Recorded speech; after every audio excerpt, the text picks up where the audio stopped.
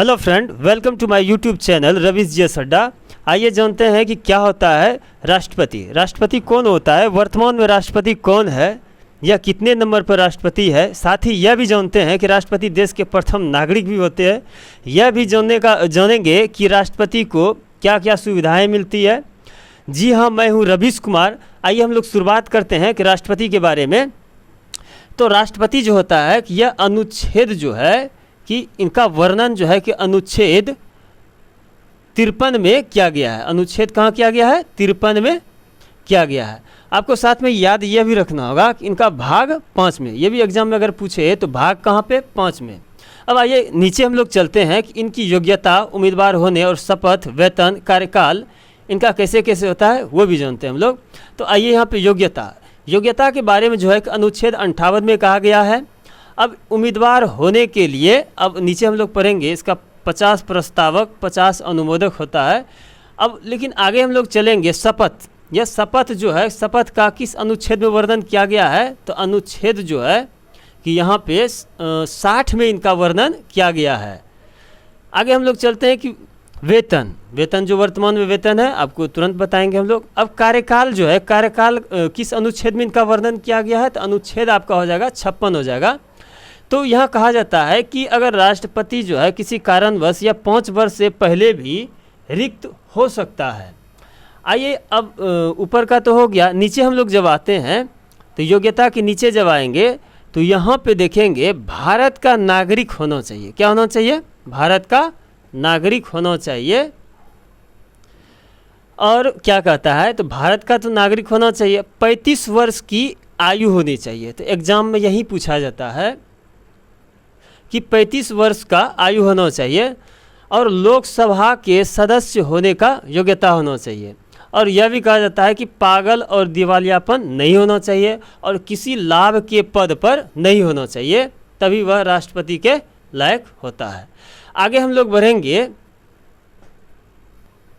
तो राष्ट्रपति के लिए उम्मीदवार होने के लिए कम से कम 50 जो है कि प्रस्तावक और 50 अनुमोदक होना चाहिए, और 15,000 का जमानत राशि, अगर ये सभी होता है तो उम्मीदवार होने के लिए होना चाहिए। तो आगे हम लोग बढ़ते हैं कि सर्वोच्च शपथ। अब शपथ कौन दिलाता है? तो शपथ जो है कि सर्वोच्च न्यायालय के मुख्य न्यायाधीश जो है कि इन्हें शपथ दिलाते हैं। और यह पूछे कि वर्तमान में जो है कि इनका वेतन कितना है? तो पहले तो कुछ 1.5 लाख था, लेकिन अभी क्या हो गया? बदल गया है। तो अभी 5 लाख जो है कि इनका वेतन हो गया है। तो कार्यकाल का बात करें तो इसका कार्यकाल भी क्या होता है? 5 वर्ष का कार्यकाल होता है। अब यहाँ चलते हैं हम लोग, 5 वर्ष से पहले रिक्त हो सकता है तो अपना त्याग पत्र जो है कि यह उपराष्ट्रपति को सौंप देते हैं। आगे हम लोग आते हैं कि यहाँ पे एक नोट करने वाली बात है कि कुल वैध मतों का 1/6 मत प्राप्त नहीं करने पर उनकी जमानत राशि जब्त हो जाती है। तो यहाँ पे आपको याद रखना होगा, कुल वैध मतों का 1/6 भाग मत अगर प्राप्त नहीं करता है तो उनकी जमानत राशि को जब्त कर लिया जाता है। और एक सुविधा यहाँ भी राष्ट्रपति को दिया जाता है कि उनको आयकर नहीं लगता है। कार्यकाल के दौरान वेतन में कोई कटौती नहीं होती है, कार्यकाल में कोई कटौती नहीं होती है। अब नीचे हम लोग आएंगे कि कार्यपालिका का संवैधानिक प्रधान होता है। कार्यपालिका का संवैधानिक प्रधान होता है, देश का प्रथम नागरिक भी होता है, तीनों सेना का प्रधान सेनापति भी होता है। यहाँ पे पीटीआई गलती से लिखा गया है, सेनापति होगा। आगे हम लोग चलते हैं कि राष्ट्रपति अपने 5 वर्ष की पद की अवधि के समाप्ति के दौरान तब तक रह सकता है जब तक कि कोई अन्य राष्ट्रपति अपना पद ग्रहण नहीं करता हो। यानी कहा जाए कि अगर राष्ट्रपति वह पद दूसरा कोई ग्रहण नहीं करता है तब तक यह जो है अपने पद पर ही रह सकता है, चाहे वह 5 साल के बाद भी हो।